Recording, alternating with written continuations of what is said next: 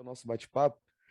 Sim. Conta um pouco pra gente aí como é que foi a sua experiência de conversão, um momento que você entendeu que realmente era uma pecadora e precisou se render aos pés do Cristo. Na verdade, o fato de eu ter crescido no contexto cristão servindo, nunca, de forma alguma, me fez me declarar convertida ao longo da minha fase de crescimento, né? Apesar de gostar do que eu fazia, chegou um determinado momento que eu percebi que eu ia só para fazer aquilo ali. Eu ia só porque eu fazia parte do Ministério de Louvor, eu cantava e eu era filha do pastor, e eu tinha que ajudar na multimídia, eu tinha que cobrir a professora do Ministério Infantil que faltava. Eu gostava de fazer essas coisas, sempre gostei. Evangelizar, distribuir folheto, na época tinha muito isso, né? Mas chegou um determinado momento da minha fase de adolescência, lá pelos 18 anos, tarde, né? Me considero tarde, porque eu cresci, né, na igreja, né?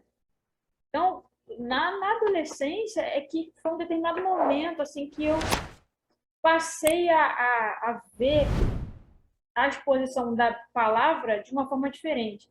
Toda vez que a mensagem era pregada, eu não tinha muito interesse. Uma das evidências de que naquele momento ali Deus estava falando comigo foi o meu interesse por ouvir o mais importante do culto, que era a exposição da palavra. E foi um domingo, eu tinha 18 anos aproximadamente, meu pai pregou nesse dia. Quando ele abriu o texto em que eu acompanhei a leitura, Deus falou comigo de uma forma diferente. Diferente de todas as outras vezes que eu ouvia, sempre ouvia. Mas naquele dia ali, a mensagem foi tão profunda ao meu coração, muito profunda.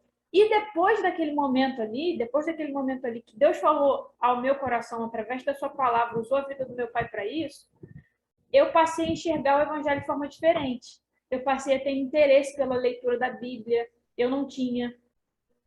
Eu não era uma pessoa que gostava muito de ler. Uhum. Eu não tinha o hábito de leitura diária da Bíblia. Eu comecei a me interessar pela leitura da Bíblia.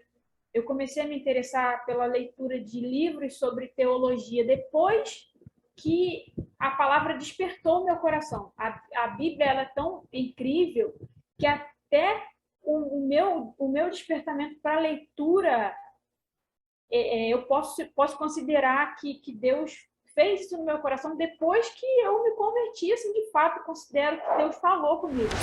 E teve um determinado momento que, na minha fase de adolescência, eu estava questionando algumas coisas, né? Questionando o fato de pessoas que não servem a Cristo às vezes terem prosperidade, aquele pensamento de adolescente que ainda está organizando as ideias, né?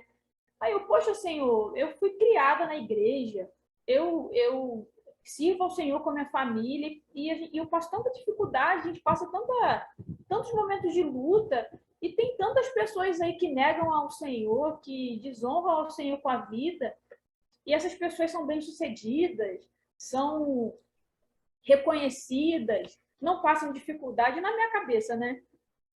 Aí eu me lembro que Deus usou a música para falar comigo nesse momento.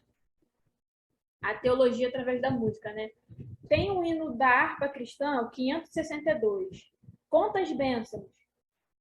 E aí, quando eu tive esse questionamento, Deus falou comigo através dessa música. Só que a canção tem 4 estrofes. Veio à minha mente justamente a última, que falava o que eu precisava ouvir. Que fala o seguinte: quando vires outros com ouros e bens, lembra que tesouros prometidos tens. Nunca os bens da terra poderão comprar a mansão celeste que tu vais morar. E aí, nesse momento, eu fiquei, Senhor, quando Deus responde, você não tem como questionar. Essa é a verdade, né? Verdade. Depois disso, eu nunca mais questionei esse tipo de coisa.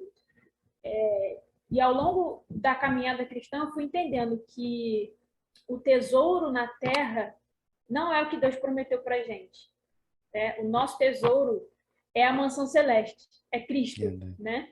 Então,